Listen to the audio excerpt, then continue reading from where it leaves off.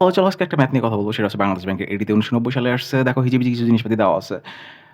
এখন আমরা এই জিনিসটাকে সিম্পলিফাই করার চেষ্টা করব। সেটা হচ্ছে এই যে দেখো ৩ মাসের আয় দেওয়া আছে, ৪ মাসের ব্যয় দেওয়া আছে।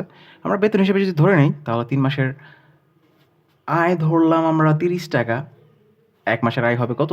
৳১০। খরচটা ব্যয়ের আকারে চিন্তা করে নিব। ৪ মাসে আসলে খরচ করে কত টাকা? সেই ৳৩০। অ্যান্ড ১ মাসে আসলে খরচ করে কত টাকা? এই যে এটা ভাগ হয়ে আসবে না? হ্যাঁ, সিম্পল ভাগ। এরপরে তোমাকে বলছে কত টাকা সঞ্চয় করে। তার মানে সঞ্চয় কখন হয়? যে ১ মাসে তোমার হচ্ছে যে বেতন পাইছো, ১ মাসে তুমি খরচ করছো। এই বেতন থেকে খরচের টাকাটা বাদ দিলে তোমার যেটা থাকে সেটা সঞ্চয়।